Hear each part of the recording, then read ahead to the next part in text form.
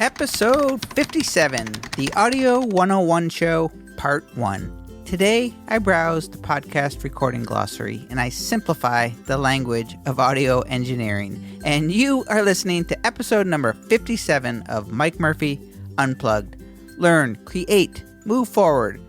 I am your host, Mike Murphy. I'm a one-man band. I'm a technology junkie. I love helping people figure things out.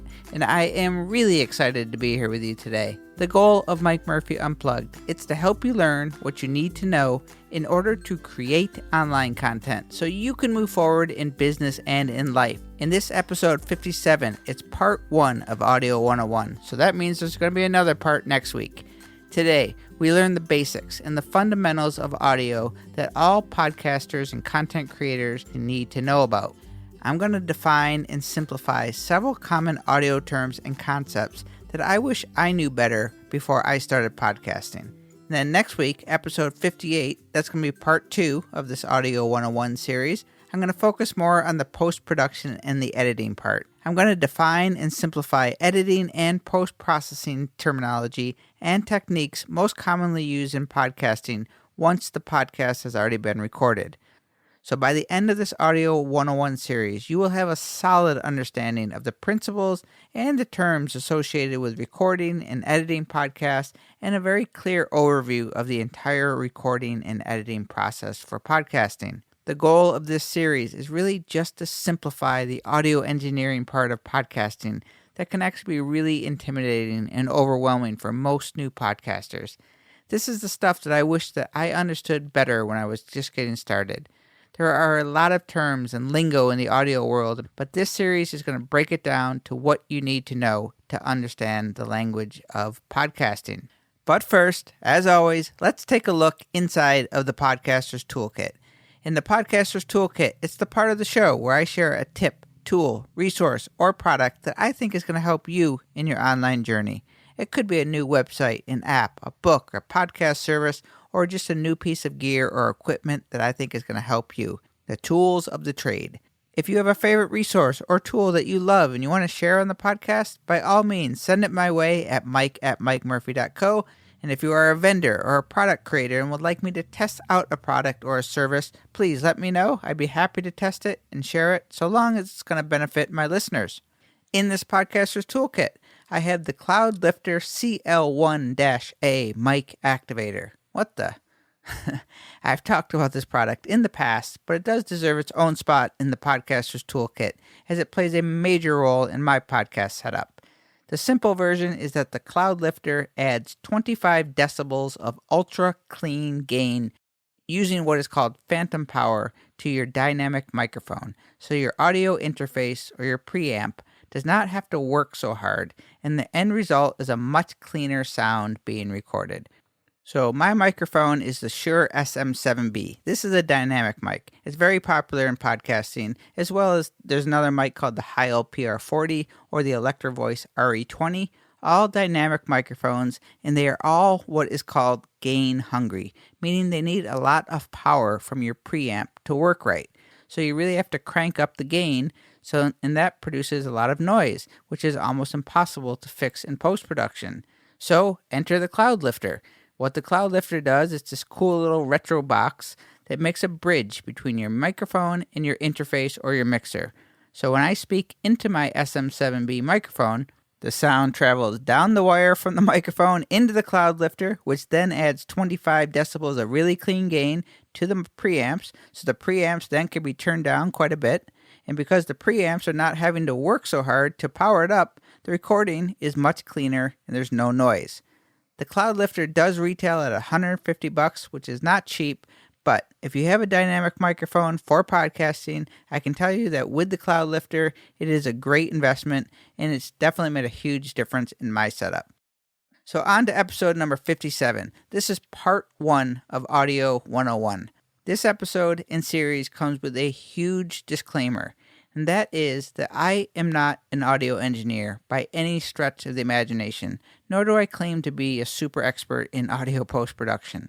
I am very much a student, and I am completely self-taught, and I am still trying to figure it out today. But throughout today and next week, I am going to share with you the terms that confused me at first, but once I got my head around them and made the big picture and connected all the dots, everything got easier. You know what they say, learn the rules first and then break them. So if you are new to audio, this series is going to save you a lot of learning time, and you should have a pretty solid understanding of the basics by the end of the next 2 episodes. So a podcast, we know, it has many moving parts, but learning how to record and edit your podcast can be one of the most intimidating and overwhelming things in the beginning. Now, I have no fear of learning tech stuff, but audio is a different animal since so much depends on personal preference. Turn the knobs until it sounds good is advice that you get over and over again, and that does not make for easy learning. Imagine if you asked me how to use Photoshop and I said, well, just design artwork until it looks good. Well, that's sometimes how it felt when I was first trying to learn the ins and outs of audio. Now, there are tons of tutorials and articles online about editing audio, but again, they're all for mixing music, and the podcast tutorials that I did find and the editing advice seemed to be all over the place, and the information was either inconsistent or sometimes even not correct. It was not an easy process for me overall, trying to piece together all the different tutorials and scattered information, but there are some great sources. I will leave those in the show notes at mikemurphy.co/57 of the tutorials and sources that help me out quite a bit. So over the next episode or 2, I'm going to simplify the process of podcast editing and recording for you and hopefully save you months of time trying to make sense of it all. This is the stuff that I wish I knew from the start. I thought it would be easiest if we covered the terms kind of in order of how you would create a single podcast episode. So today in part 1, we're going to cover the setup and up to the recording phase. By the end of today, we'll have recorded a file. Next week, episode 58, we're going to tackle the editing and some of the more common post-production filters and effects used in podcasting that you've probably heard of, such as EQ and compression. So part 1 is the pre-editing basics, up to the recording, and part 2 is editing in the final export, okay? So episode 57, let's go. The Audio 101 Show, part 1. As you learned last week's episode 56, I use Adobe Audition to edit and record my podcast. But most everything we discuss in this series are fundamentals or concepts that are going to apply to whatever digital audio workstation or DAW that you might use. Audio terms have very mathematical and scientific explanations and algorithms. We're not going anywhere near that, okay? We are sticking to the basics in this 101 series, the stuff that you might be afraid to ask. I'm going to tell you that. So before we get into the terminology, I have an immediate tip before you start recording. Keep your iPhones and your iPads away from your speakers and your recording interface as best you can, or you introduce what is called RF interference. That's basically static noises. You might not hear them while recording, but when you go back to listen, it's going to drive you crazy. So if you don't need your iPhone or your iPads near you, put them in airplane mode and get them away from your recording equipment. That's a safe bet. And it's a good idea to put them in Do Not Disturb mode anyway, so you're not getting notifications dinging as you're recording. Do the same with your computer. If you're on a Mac, hold the Option key and click the 3 lines in the upper right menu bar, and you'll turn off your notifications, okay? So ditch the iPhones and the iPads from your recording desk if you don't need them. If you do, then make sure they stay away from your recording equipment and your speakers as best as possible. Okay, let's dig into the glossary. Mono versus stereo. When you start a new recording, you are immediately faced with the decision of mono or stereo. I have heard these terms since I was a kid, and I always thought that mono meant it came out of 1 speaker and stereo meant it came out of 2 speakers. I am not ashamed to admit that this threw me off when I first started my podcast. Mono simply means there is 1 channel for the sound so that what you hear in your left speaker is going to be the same as what you hear in your right speaker or ear. Stereo has more than 1 channel, and the sound in the left can be different from the sound in the right. That's it. Music is usually in stereo since there are so many different instruments and recording engineers mix differently in the right and the left ear so that we get a better listening experience. You might hear speakers going in and out or sound traveling across your ears. That is the effect of stereo. So for most podcasters and definitely one-man bands, mono is the choice unless you have a ton of music and special effects in your podcast that you need that experience of stereo. Mono is a good choice. It's It's a smaller file size, and this is really not about what you choose, but just know the concept that mono versus stereo, it doesn't mean it only comes out of one ear. Mono means that you're going to hear the same in both ears. Stereo, you can have the option of changing left to right sound. All right?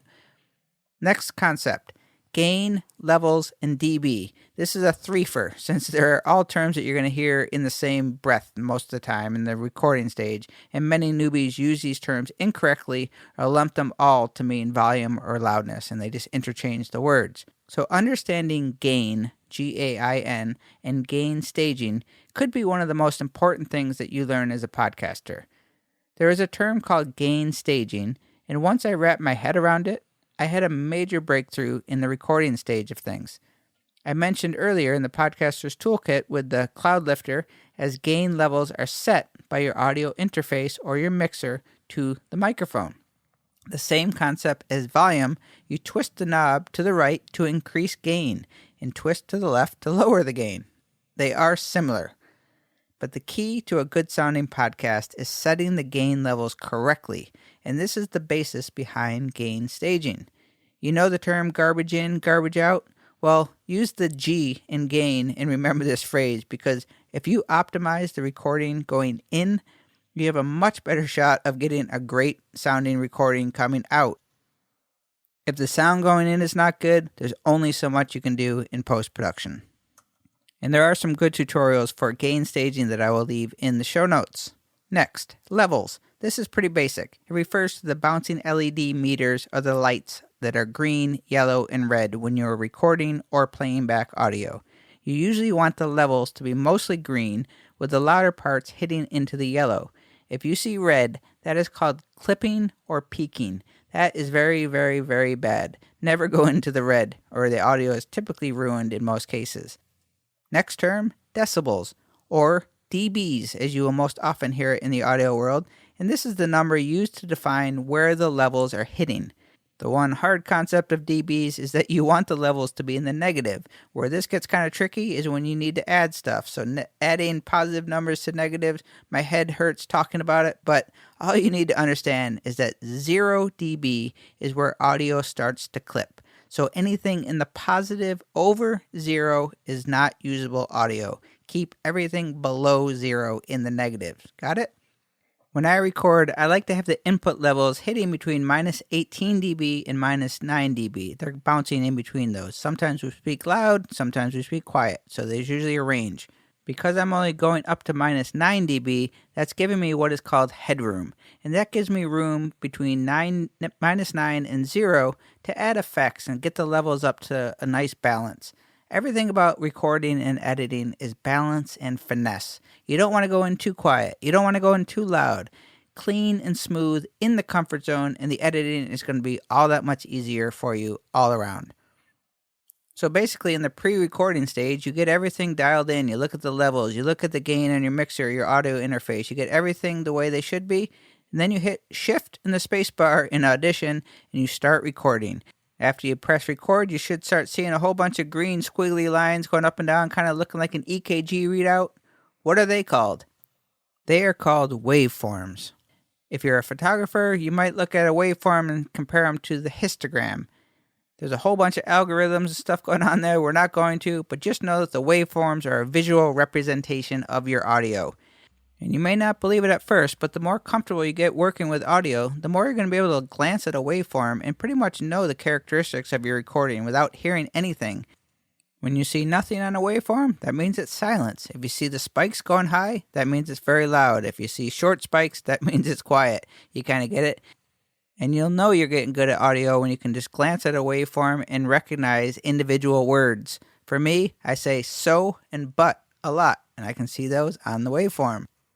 So now that we have a recorded piece of audio, I think this is a great spot to wrap up part 1 of this Audio 101 series. Part 2 next week, we'll learn some of the key terms of audio editing and post-processing, things you've probably heard of, such as EQ, compression. Don't panic yet.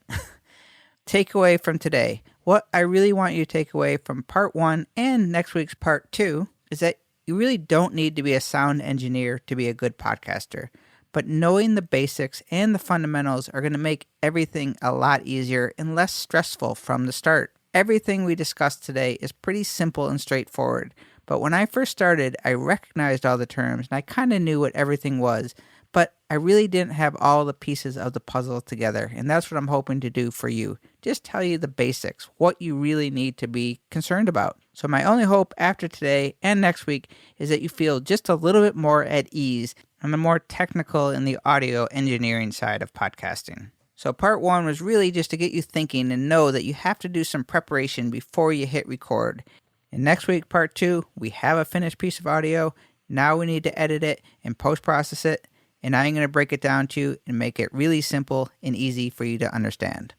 And as always, I do appreciate you taking the time out of your day to listen to this podcast. And I welcome all those that are new to the show. And the best way for me to share news and updates and useless trivia is through my email newsletter. So if you haven't already done so, make sure you sign up at mikemurphy.co/newsletter. I promise not to overload you with emails.